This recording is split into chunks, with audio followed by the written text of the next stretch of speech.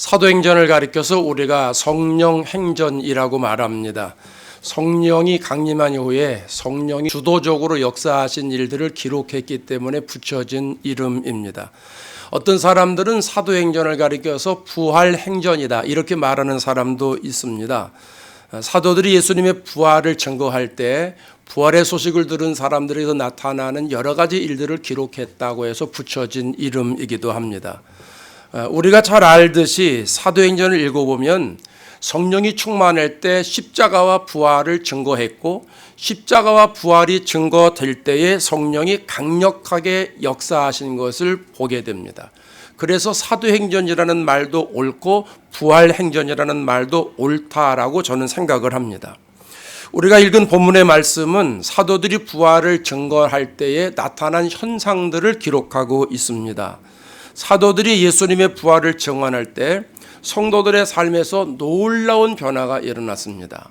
이전에 그들이 느끼지 못하고 경험하지 못했던 일들이 일어난 겁니다. 부활이 주는 새로운 세상을 그들이 경험하게 된 것이죠. 이 말씀이 굉장히 중요합니다.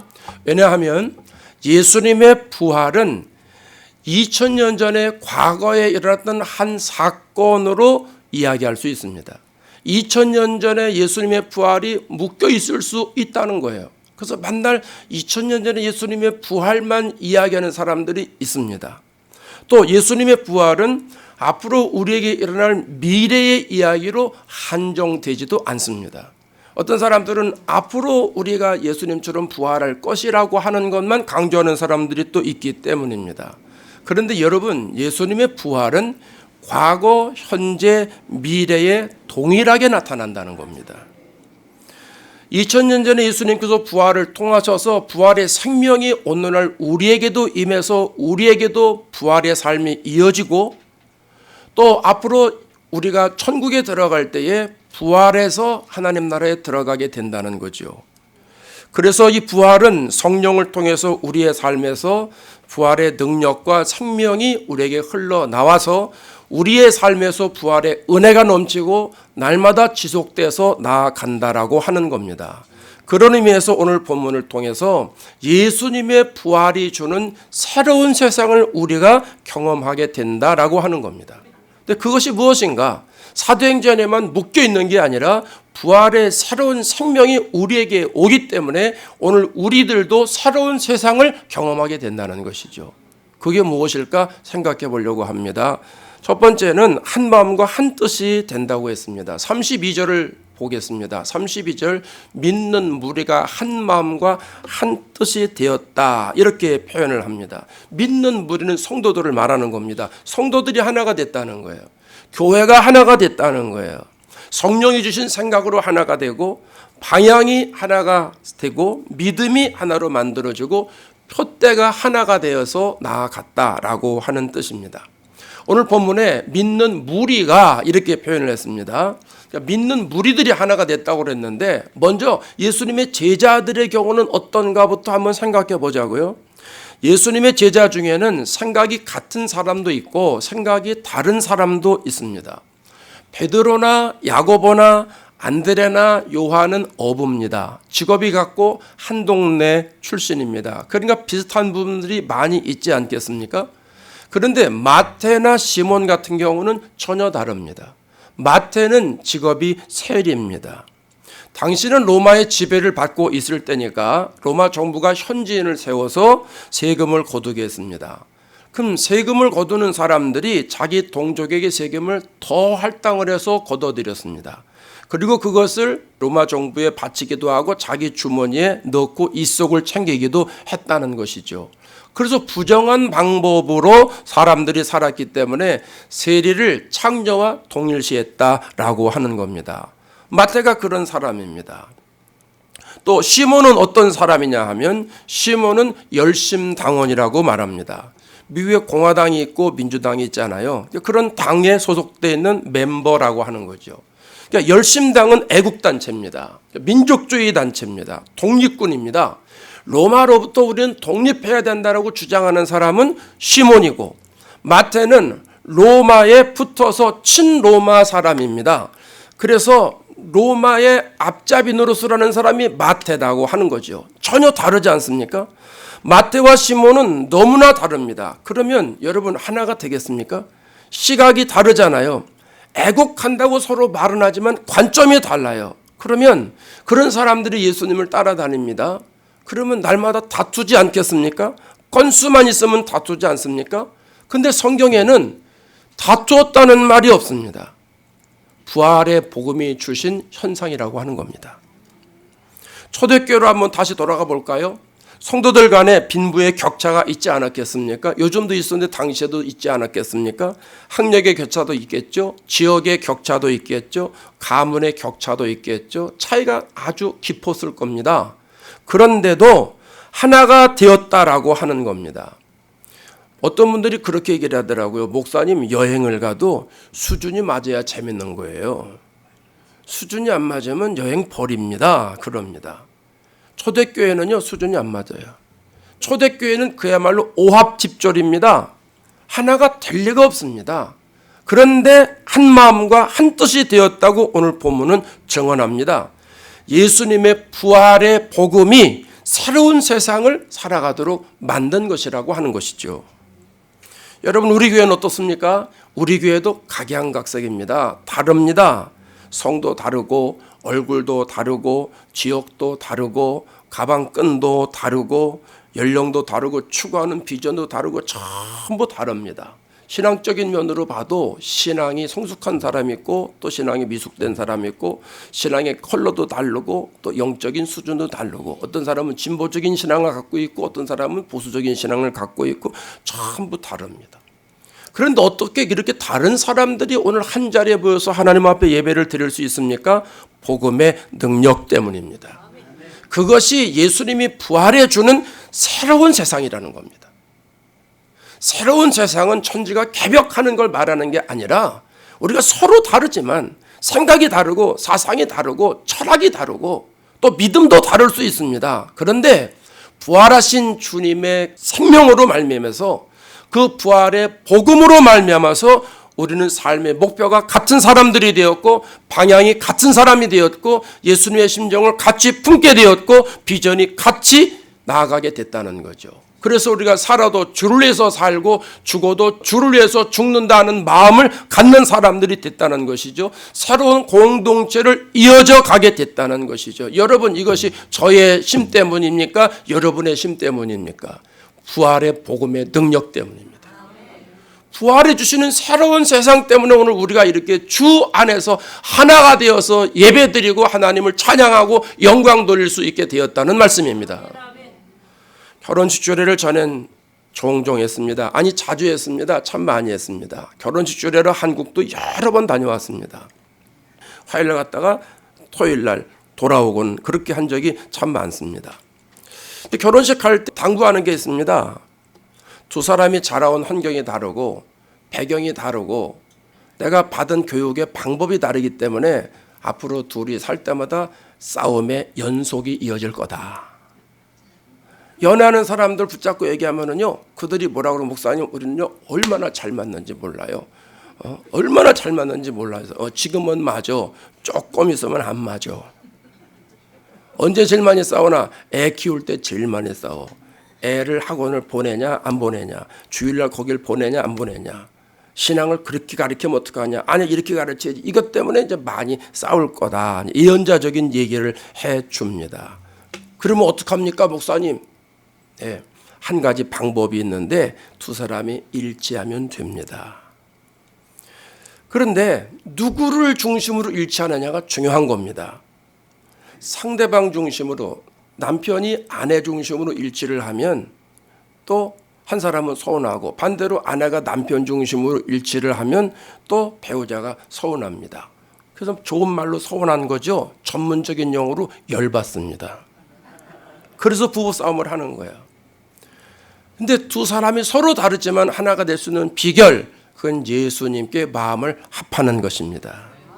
나도 예수님 중심으로 쓰고 배우자도 예수님 중심으로 쓰고 나도 예수님의 심정을 품고 배우자도 예수님의 심정을 품으면 행복한 가정이 될 수가 있습니다. 영적 일치를 힘쓰십시오. 그 축복을 받으십시오. 이런 결혼주례를 하거든요.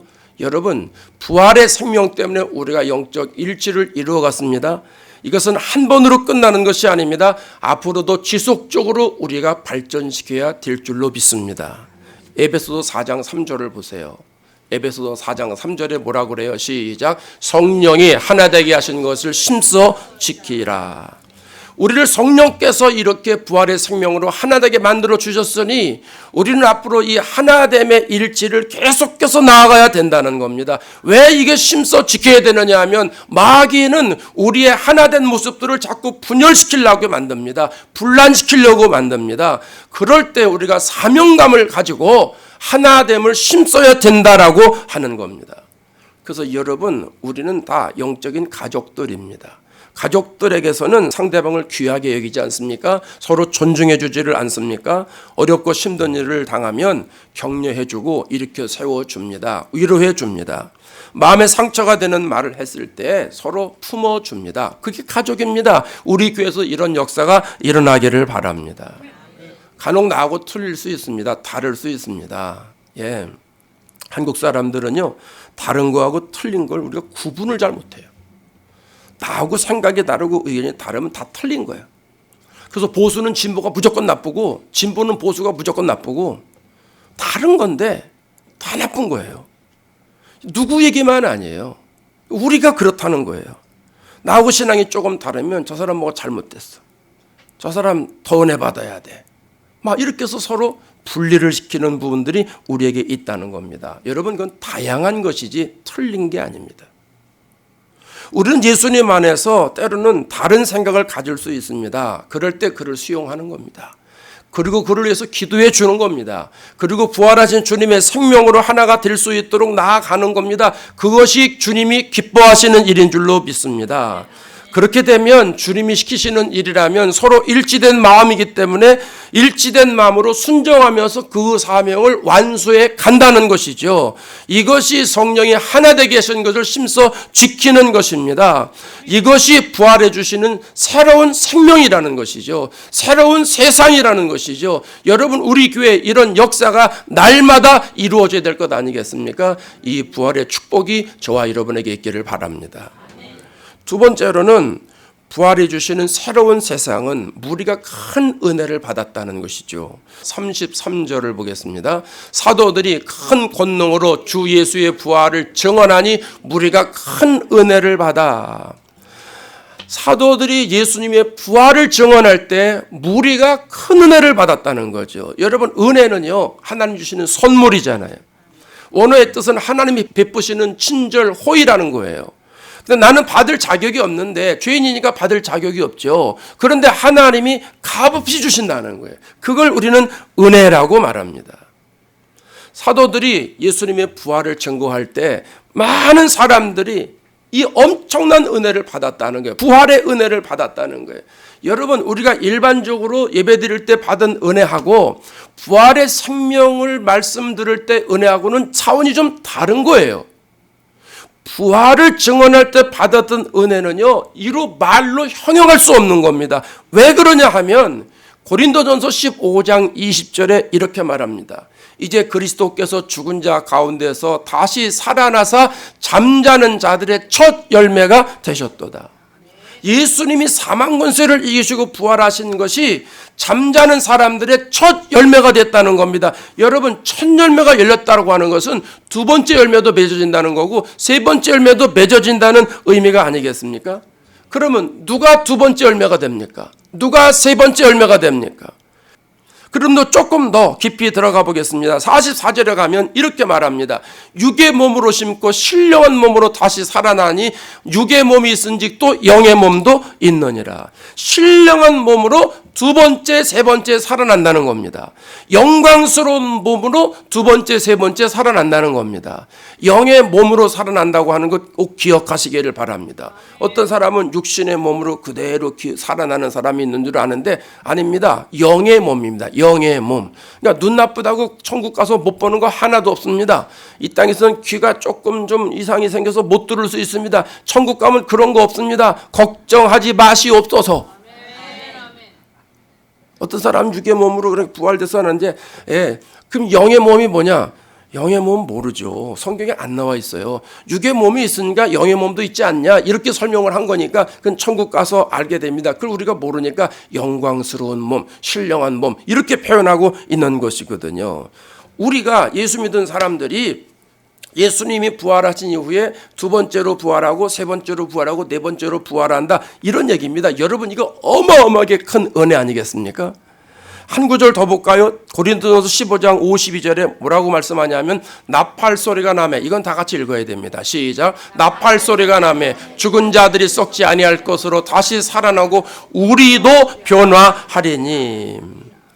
예수님이 재림하실 때 나팔 소리가 날 때 누가 변화됩니까? 우리가 변화됩니다. 우리의 여러분이 들어가기 바랍니다. 왜 아멘이 적으셔? 그때 안 일어나실 거야? 아니, 우리도 변화된다는데 우리도 다시 영광스러운 몸으로 살아난다니까요. 할렐루야. 그런 찬양이 있잖아요. 이거 찬양 1절만 한번 해볼까요? 나팔 불 때 나의 이름, 나팔 불 때 나의 이름, 나팔 불 때 나의 이름, 부를 때에 잔치 참여하겠네. 여러분, 예수님의 부활로 예수님을 믿는 사람들이 부활한다는 것처럼 큰 은혜가 없지 않습니까? 저는 이게 최고의 은혜라고 봐요. 구원받은 사람들이 부활된다라고 하는 이런 은혜가 어디 있습니까? 여러분 보세요. 우리가 예수 믿는 궁극적인 목적이 뭐예요? 이 땅에서 부귀영화를 누리려고 예수 믿어요? 자녀들 잘 되게 하기 위해서 예수 믿어요? 아이고 너무 유치하죠. 우리는 천국에 가기 위해서 예수 믿잖아요.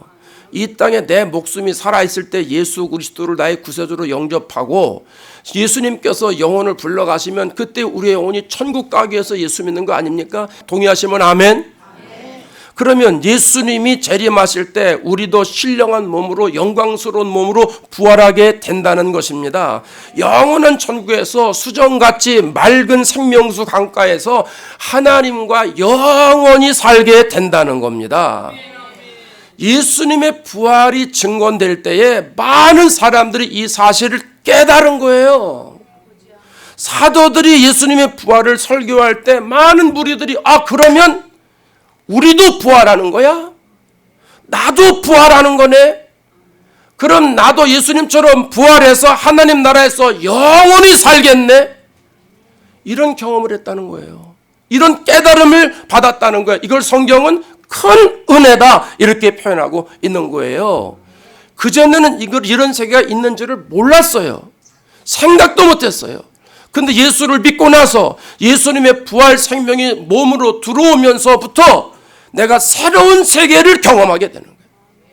야, 내가 가야 할 곳이 바로 그 세계로구나. 하나님의 나라로구나.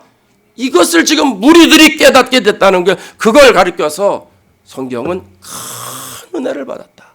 이렇게 설명하는 겁니다.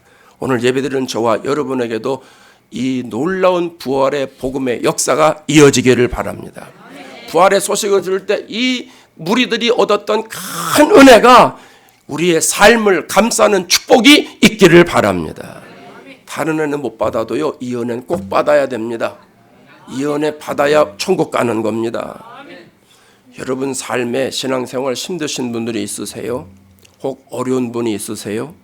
부활의 은혜를 받으시기 바랍니다. 부활이 주는 세상을 경험하기를 바랍니다. 그러면요, 고난도 이길 힘을 얻게 돼요. 환난도 이겨나갈 수 있는 힘을 얻게 돼요. 초대교회에서 증거해주고 있잖아요. 사도행전 흐름을 보세요. 처음에는 순조롭게 나갑니다. 사도행전 2장에서 베드로가 설교할 때 3,000명이 회개하고 돌아옵니다. 날마다 성전에 모이기 힘씁니다. 떡을 뗍니다. 기쁨으로 음식을 먹습니다. 하나님을 찬양합니다. 구원받는 사람이 날마다 더 있다고 했습니다. 환상적인 영적인 공동체가 이루어지지 않습니까? 그런데 3장쯤에 가보면 베드로와 요한이 40년 된 안진뱅이를 일으키면서 그게 환난의 핍박의 고난의 단서가 됩니다. 그 4장부터 가면 환난을 당합니다. 사도들이 예수님의 십자가 부활을 전하니까 종교 지도자들이 싫어합니다. 옥에다 가둡니다. 예수님의 이름으로 말하지도 말아라. 예수님의 이름으로 가르치지도 말아라. 핍박의 시대가 시작이 된 거예요. 근데 그 핍박의 시대에 많은 사도들이 이겨나가지 않습니까? 그게 그들의 힘입니까? 성령이 주시는 힘, 부활하신 주님이 주시는 능력인 줄로 믿습니다. 그래서 모욕을 당하도 기뻐합니다. 옥에 갇혀도 비관하지 않습니다. 오히려 기뻐하고 찬송합니다. 부활의 은혜를 경험했기 때문이라는 거죠. 그들은 모든 환난과 핍박을 이겨나갔습니다. 어떤 힘 때문에? 영적인 힘 때문에. 부활의 생명이 그들에게 있기 때문입니다. 그런 의미에서 오늘 예배드리는 저와 여러분에게도 이 부활의 은혜가 흘러 넘치기를 바랍니다. 부활의 은혜가 여러분의 삶을 지배하기를 바라고, 부활의 은혜가 여러분의 삶을 이끌어 가기를 원하고, 저와 여러분이 부활의 은혜를 받고 하나님의 관계가 개선이 되고 하나님과 가까워지는 축복이 있기를 바랍니다. 하나님과 친밀해지는 신앙생활을 앞으로 영위하시기 바랍니다. 이것이 부활이 주는 새로운 세상의 축복인 줄로 믿습니다. 마지막 세 번째는요, 부활이 주신 새로운 세상은 물질을 초월하는 삶을 살았다는 것이죠. 34절 보겠습니다. 그 중에 가난한 사람이 없으니 이는 밭과 집 있는 자는 팔아 그 판 것의 값을 가져다가 사도들의 발 앞에 두매. 이 부분은 참 은혜 받기가 힘들죠. 설교하기도 참 어려울 때가 있습니다. 이 부분을 쫙 읽으면 헌금하는 얘기로구나. 또 어떤 사람은 그래요. 우리 동네, 우리 교회는 누구 있는데 그 사람들은 헌금 더 해야 되는데, 뭐 이런 생각이요, 순간적으로 드는데 이게 생각하고 드는 게 아니라 자동으로 듭니다. 자동으로. 예.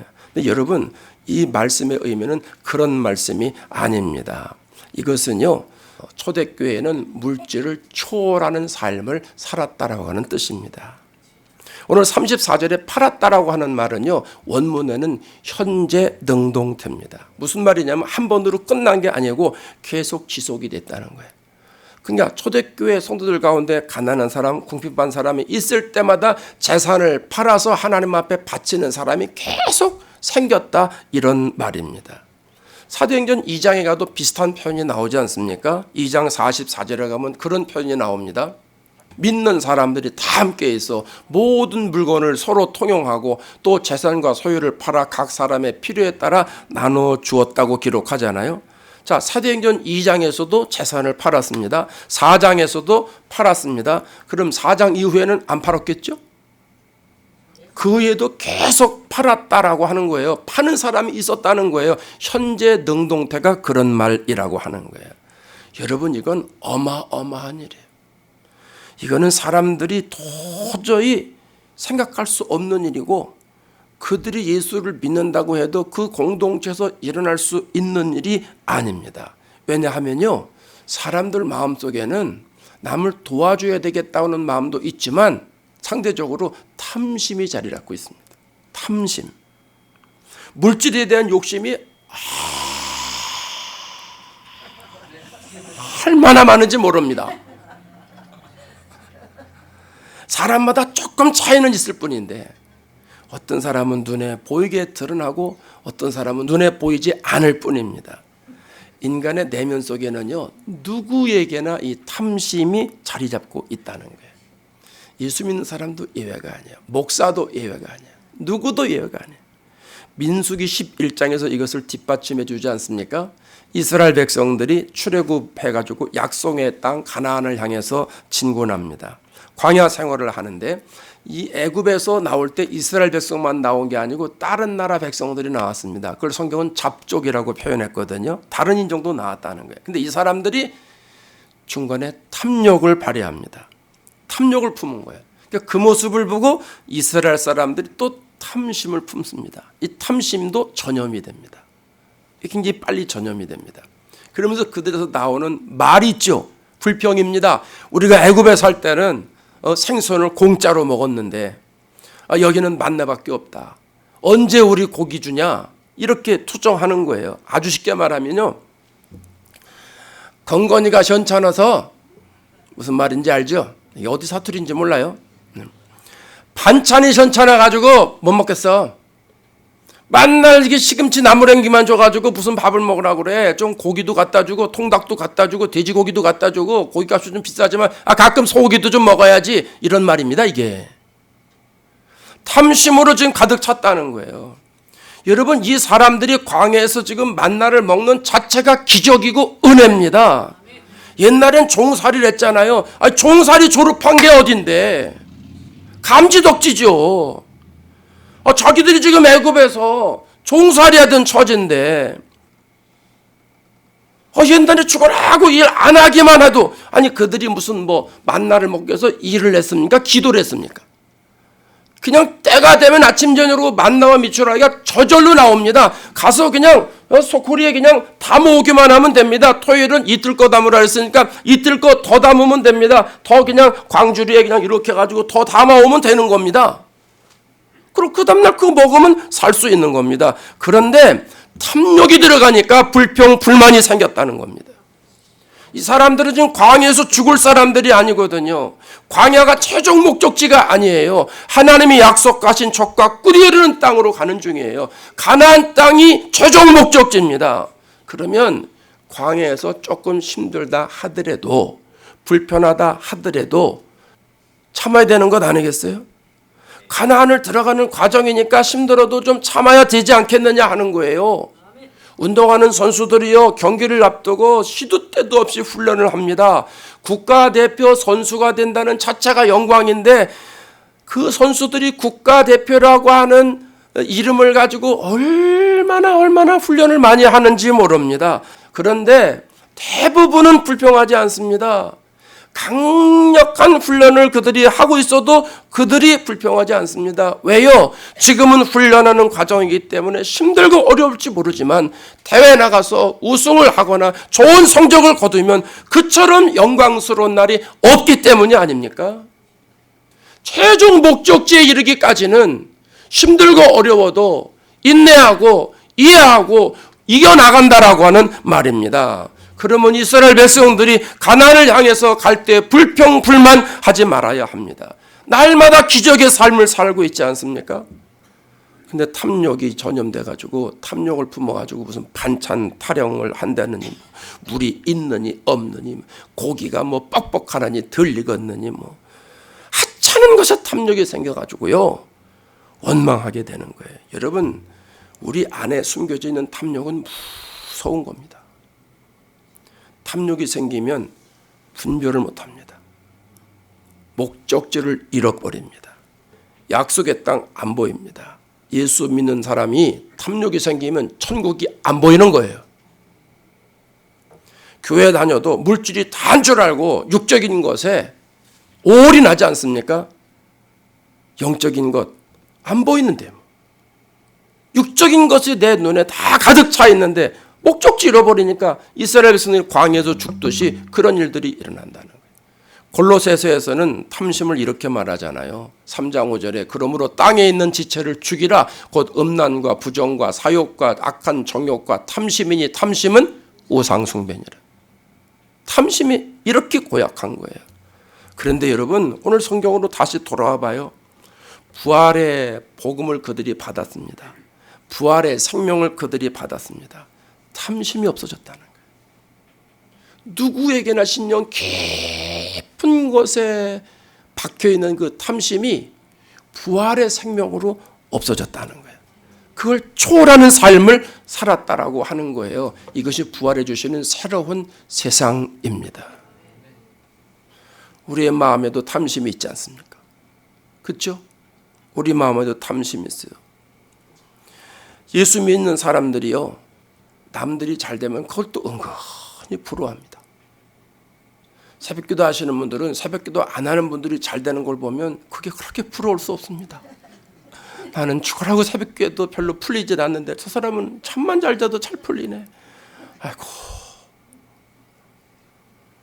예수 믿는 사람들이 많은 고난의 과정을 겪고 나아갑니다. 믿음의 훈련하는 동안에 예수 안 믿는 사람들은 사업하고 뭐하고 아주 부유해집니다. 자꾸 집이 올라갑니다. 자꾸 좋은 소리가 자꾸 들립니다. 그 사람에겐 부러운 소리니까 좋은 소리예요. 나는 예수 믿어도 왜 하나님은 나는 복을 안 주고, 저 사람은 예수 안 믿어도 저렇게 복만 많이 받고, 내가 예수를 잘못 믿나? 참 예수를 계속 믿을 수도 없고 안 믿을 수도 없고 이걸 어쩌노? 이게 속에 뭐가 있기 때문에 그런 거예요? 탐심이 있기 때문에 그러는 거예요. 탐심이 작동하는 거예요. 여러분, 우리 누구에게나 다 있어요. 우리는 없는 것처럼 앉아있지만 먹을 때 보면 나타나잖아요. 주는 대로 먹으면 되는데, 저거 먹고 싶은데 저게 좋은 것 같은데, 남이 떡이 더 커 보인다고 저게 더 큰데 왜 나는 적게 줘? 막 이런 마음이 말은 안 하지만 우리 안에 있어요, 없어요? 옆 사람 좀 보시오. 있나 없나? 다 있어요. 저라고 없을 것 같아요. 목사니까 품격을 지키기 위해서 가만히 있는 거지. 다 있는 거예요. 누구에게나. 나는 없는데 그 착각입니다. 그 교만입니다. 다 있다는 이야기입니다. 우리도 여차하면 하나님이 우선순위에서 밀릴 게가 있어요. 그게 저차하면 있다라고 하는 거예요. 그래서 어떤 사람은 그래요. 내가 뭐 이렇게 한다고 사랑이 많으신 하나님이 설마 나를 뭐 지옥에 보내겠느냐. 자기 영혼을 다 팔아먹는 사람이 있어요. 그런데 복음의 소식을 들은 사람들의 반응은 어떻습니까? 탐욕의 덫에서 빠져나갔다는 거죠. 탐욕을 뛰어넘었다는 거예요. 물질을 초월하는 삶을 살았다라고 하는 거예요. 여러분, 물질을 초월하는 거 쉽지 않습니다. 이건 예수님의 생명이 들어올 때만 가능한 겁니다. 복음의 역사가 나에게 들어올 때만 가능한 겁니다. 부활해 주신 새로운 세상이 나에게 펼쳐질 때 이것이 가능하다라고 하는 겁니다. 여러분, 예수 믿는 사람들이 물질을 초월하니까 주일원금 드리고 감사원금하고 11조 하는 거 아니겠습니까? 물질을 초월하지 못해 보세요. 11조 못합니다. 헌금 못합니다. 오늘 예배드리는 저와 여러분, 부활의 복음을 소유하셔서 탐심을 물리치시기를 바랍니다. 탐심을 초월하시기를 바랍니다. 내 힘으로는 안 돼요. 내 능력으로는 어림없어요. 부활의 생명이 나에게 들어와야 됩니다. 부활의 은혜가 나에게 들어와야 내 속에서 탐심이 물러가고 탐심을 초월해서 부활해 주는 새로운 세상을 내가 살아갈 수 있게 된다는 말씀입니다. 사랑하는 여러분, 예수님께서 사망 권세를 이기시고 부활하셨습니다. 그 부활은 과거의 일만이 아닙니다. 오늘 우리에게서 현재성으로 다가옵니다. 우리의 생명이 끝나면 하나님이 우리를 또 부활시키셔서 영원한 천국에 들어가게 하십니다. 그러면서 예수님의 부활은 과거, 현재, 미래 동일하게 역사합니다. 오늘을 살아가는 이 시대 가운데 예수님의 부활의 생명이 저와 여러분에게 들어와서 저와 여러분이 예수님의 부활의 생명을 받아들여서 우리 안에 주님이 주시는 부활이 주시는 새로운 세상을 펼쳐나가시면서 하나님께 영광 돌리시면서 이번 한 주간도 승리하시기를 주의 이름으로 축원합니다.